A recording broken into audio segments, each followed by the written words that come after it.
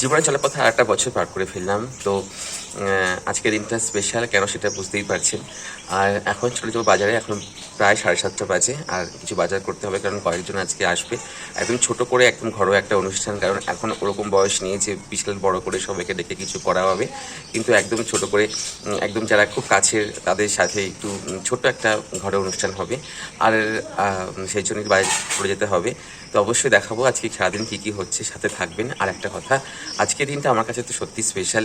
তো সবাই একটু আশীর্বাদ দেবেন, যারা বড়রা আছেন আর যারা আমার সমবয়সী আছে তারা অবশ্যই উইশ করো, ভালোবাসা দিও, যেন হচ্ছে গিয়ে আরও লাইফে বড় হতে পারি। বড় তো হয়েই গেছি, তো যাই হোক। আর যেন আরও ভালো ভালো ব্লগের সাথে প্রেজেন্ট করতে পারি, এটাই উইশ করো আজকের দিনে, ঠিক আছে?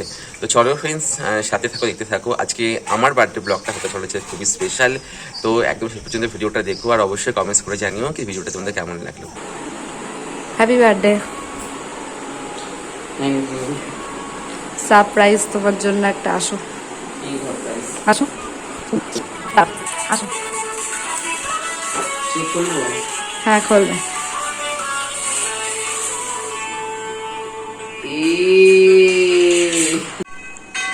কখন করলি এসব? অনেকক্ষণ আগে। Thank you so much. এই ভিডিওটা আগের দিন রাত্রেবেলা, যেদিন কিনা সঙ্গীতা 12টার সময় আমাকে হঠাৎ করে একটা সারপ্রাইজ দিল। আর সত্যি ও এত সুন্দর করে একটা সারপ্রাইজ প্ল্যান করেছিল আমি সত্যিই জানতাম না। আর এটা কিন্তু আমার সারা জীবন মানে মনে থাকবে, এতটা মেমোরেবল সারপ্রাইজ দিল ও আমাকে। আর একটা গিফট, আর এই গিফটটা আমি এখন আনপ্যাক করছি। এটা সত্যি একটা দারুণ গিফট ছিল। আমি এটা এক্সপেক্টও করিনি এত সুন্দর গিফট দেবে। আসলে যেদিনকে আমার বার্থডে সেদিনকে ওর দিদি মেয়ে মানে তৈশানুরের বার্থডে, ও রানাঘাট গিয়েছিল দেখা করতে দিদি মেয়ের সাথে। কিন্তু আসার পথে যে এত বড় সারপ্রাইজ ও প্ল্যান করে এসেছে সেটা আমি সত্যিই জানতাম না। আর এটা দেখে তো আমি মানে স্পেল বাউন্ড হয়ে গেছি, কারণ কিছু বলার ছিল না, এত সুন্দর করে ও একটা গিফট দিয়েছিল। তো যাই হোক, এই রাত্রেবেলা ভিডিওটা দেখিয়ে দিলাম। এটা হচ্ছে পরের দিন বাজার করে চলে এসেছি, আর রান্নাও অলমোস্ট কিছু হয়ে গেছে। আর ওদিকে দীপিকাও চলে এসেছিলো, আর মাও চলে এসেছিলো। ওরা সকালবেলা করে এসেছিলো যাতে করে একটু হেল্প হয়ে যায় আমাদের আর কি। আর অনেকদিন বাদে এসেছিলো, তাই আমাকে বলছিলাম যে তুমি কতদিন বাদে আসলে, আশা করে আসা হচ্ছিলোই না। আর এরপরে কিন্তু আমাদের মাটন রান্না হচ্ছে। আমার মা মটন রান্না করেছিল, আর এই যে দেখো মটনটা প্রায় হয়ে গেছে। তার সাথে সঙ্গীতা কিন্তু খানিকটা পোলাও করেছিল, তো সেটাও হচ্ছে আর কি। তো এরপরেই কিন্তু চলে গেলাম খাবার টেবিলে। আর এত কিছু মেনু ছিল, সাদা ভাত, পোলাও, 5 রকম ভাজা, স্যালাড ছিল, ডাল ছিল, মাছ, তারপরে ছিল চিকেন, তারপরে মাটন ছিল, তারপরে তো চাটনি ছিলই, দই, 5 রকম মিষ্টি, পায়েস। তো এই ছিল আজকে রান্না। আর পুরো কিন্তু সঙ্গীতা একলা এক হাতেই করেছে, মা মাটনটা করেছে। তো বার্থডে দিন দুপুরবেলা আমাকে সুন্দর করে সাজিয়ে দিল। তো ফ্রেন্ডস, বাইরে প্রচন্ড বৃষ্টি হচ্ছে, আর এত কিছু সঙ্গীতা করেছে, এতগুলো রান্না, আর সবটা আমাকে একলা খেতে হবে। আর দেখে মনে হয় খুব টেস্টি হয়েছে। তো রান্নাগুলো কেমন হলো তো অবশ্যই সেটা জানাবো খাওয়ার পরে। আর সত্যি একটু জিজ্ঞেস,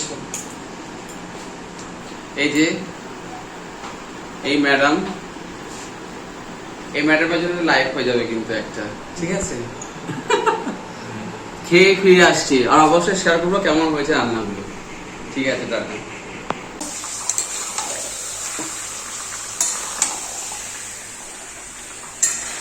তো চিকেন চাপ বানানো চলছে। আর অলওয়েজ যেহেতু আমি চিকেন বানাই, কিন্তু আজকে আমি বানাচ্ছি না, ক্যামেরার উপরে আছে সঙ্গীতা, ও আজকে বানাচ্ছে। তো আজকে দুপুরে রান্নাগুলো দারুণ ছিল, কোনো কথা হবে না, সত্যি খুব সুন্দর রান্না হয়েছিল। আর অলওয়েজ চিকেন চাপটা রেডি হচ্ছে আমাদের রাতের জন্য, যারা তাদের জন্য স্পেশালি চিকেন চাপ রান্না হচ্ছে। তো রাতে তো অনেক কিছু আছে, সবাই আসবে, তো কন্টিনিউ করো ব্লগটা দেখো। রাতে একটা ভালো পার্টি হতে চলেছে। তো এরই মাঝে হয়ে গেল আনারস ব্রেক। সঙ্গীতা মা একটা সুন্দর আনারস নিয়েছিল, সেটা কেটে খাওয়া হলো। সারাদিন টুকটাক বার্থডের দিন কিছু না কিছু খাওয়া হয়েছে। আর আনারসটা কিন্তু দারুণ মিষ্টি ছিল। এরপরে চলে গেলাম বার্থডে ডেকোরেশন করতে, কারণ আগের দিন রাতে কিছু বেলুন আর কিছু ইনগ্রেডিয়েন্টস ছিল, আর সেগুলো ভাবলাম, প্রথমে ভেবেছিলাম যে কিছুই সাজাবো না, তারপর হঠাৎ করে মনে হলো না একটু সাজিয়ে দিই, তাই আমি সাজাচ্ছিলাম। আর এখানে কিন্তু সবাই আমাকে হেল্প করে দিচ্ছিল। ছিল সঙ্গীতা, ছিল লিপি, ছিল ম্যাও, এই যে ম্যাও, আর ছিল হচ্ছে গিয়ে আমার বোন মেমা। তো সবাই কিন্তু আমাকে হেল্প করছিল, আর আমি কিন্তু পুরো ব্যাপারটা সাজিয়ে নিচ্ছিলাম, সবাই খুব মজা করছিলাম। আর আমার বোন মেমা কিন্তু ভিডিও বানাচ্ছিল। কেমন লাগছে? খুব অস্বস্তি লাগছে। হয়ে গেছে আমাকে এটা না আরেকটা যে ওই ভিডিও এই নিজের বার্থডে ডেকোরেশন নিজে করতে কেমন লাগছে দাদা? আমাদের একটু যদি বাইট দিতেন না। তাড়াতাড়ি। কেউ করার নেই, একটু কাজ কেউ করতে চায় না, সব আমাকে এক হাতে তো আবার নিজের বার্থডে। লোকের বার্থডে এই যে এটাকে দেখ, এই যে ইনার বার্থডে আমি করে আসলাম, আমাকে দেখা ইনার বার্থডে, দেখা ইনার বার্থডে করে আসলাম, এই তো লাস্ট ব্লগ এই আছে। সাজা খেয়ে দিয়ে ঘুমিয়ে উঠলো। কেমন লাগছে ঘুম থেকে উঠে? ও ঘুমে উঠেও গা হাত পা ব্যথা। আর নিজের বার্থডে ডেকোরেশন নিজে করতে কেমন লাগছে? কেউ কিছু করার নেই। হ্যাঁ, ফ্যাক্ট জানতে চাইনি, বলছি যে কেমন লাগছে। এই যে এমন লাগছে আর কি। দেখতে দেখতে সন্ধ্যা হয়ে গেল, আর চিকেন পকোড়া আমাদের রেডি হয়ে গেছে। এখানে সবাইকে আমার বোন চিকেন পকোড়া সার্ভ করে দিচ্ছিল। স্টার্টারে ছিল চিকেন পকোড়া, কোল্ড ড্রিঙ্কস এসবই ছিল। আর চিকেন পকোড়া কিন্তু খেতে খুব টেস্ট হয়েছিল। তো সারাদিন আমি প্রথমে বলেছি কিছু না কিছু খাবার তো হয়েছে। আর আমি কি পরবো ভাবছিলাম, তো আমার আগে থেকে অনলাইনে দুটো টি শার্ট অর্ডার করা ছিল, তো ভাবছিলাম কোনটা পরি। আলটিমেটলি কিন্তু এই ব্লু টি শার্টটাই আমি পরবো ভাবছিলাম, আমি এটা অনেকদিন আগে অর্ডার করেছিলাম। তাই আজকে ভাবলাম এই ব্লু টি শার্টটাই পরি। আর এদিকে সঙ্গীতা কিন্তু কেকটা আনপ্যাক করছিল। এই কেকটা আমাদেরই এক দিদি খুব কাছে, সুজাতা দি, ও বানিয়ে দিয়েছিল দিদি। আর এই কেকটা সঙ্গীতা কাস্টমাইজ করেছিল, ডিজাইনটা কিন্তু ওরই ছিল। আর এত সুন্দর করে কেকটা বানিয়েছিল সুজাতা দি। আর অলমোস্ট কেক কাটার জন্য আমরা রেডি হয়ে গেছিলাম, এখন কেক কাটার পালা।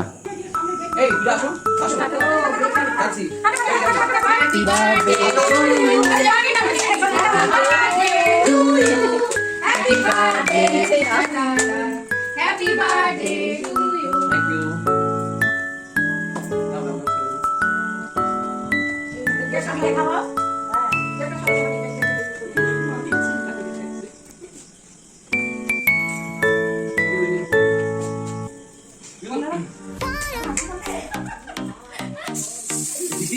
কেক কাটার পরে যে স্নো স্প্রে নিয়ে খুব হাসি মজা চলছিল, কেক আর ঘাড়ে মাখাবে, সঙ্গীতা কিন্তু সবাইকে মাখিয়ে মাখিয়ে ভূত করছিল।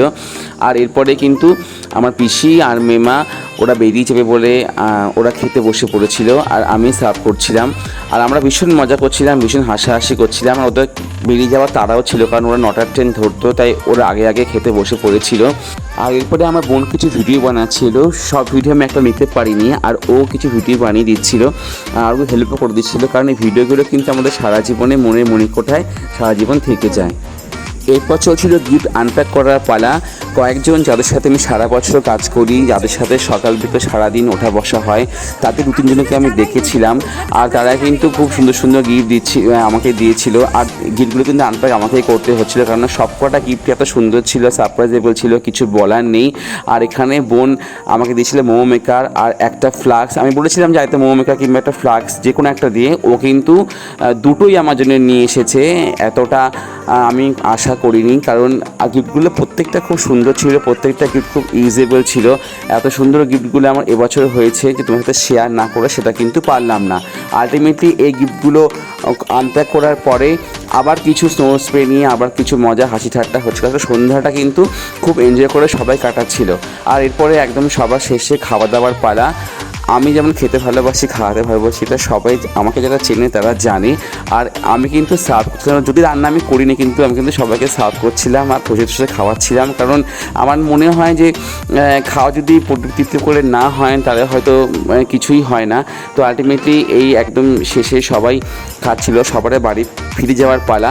আর এই ব্লগটা এবার শেষ করতে হবে, আর কিছু ফটো দিয়ে এই ব্লগটা শেষ করছে, কিছু স্টিল ফটো দিয়ে। এই ফটোগুলো এবছর জন্মদিনকারী আমি তুলে দেখেছিলাম, তোমরা শেয়ার করবো বলে। আমার এই ব্লগটা তোমাদের কেমন লাগলো, ভালো লাগলো কি খারাপ লাগলো সেটা কিন্তু অবশ্যই কমেন্টস করে জানিও। আর প্রথমে তোমাদের কাছে আশীর্বাদ ভালোবাসা চেয়েছিলাম, বড় আমাদের আশীর্বাদ দিও, আবার ভালোবাসা দিও, যাতে করে খুব ভালো করে আরও তোমাদের সাথে ভিডিও আরও আনতে পারি। তোমরা এত ভালোবাসা দাও বলে আমি ভিডিও বানাই। আর আমার এই দিনটা এতটাই স্পেশাল ছিল, তোমাদের সাথে শেয়ার করে থাকতে পারলাম না। খুব শীঘ্রই দেখা হবে একটা সামনের ব্লকে। ততদিন সবাই ভালো থাকবে, সুস্থ থাকবে, সবাইকে ভালো রাখবে। Tata, bye bye.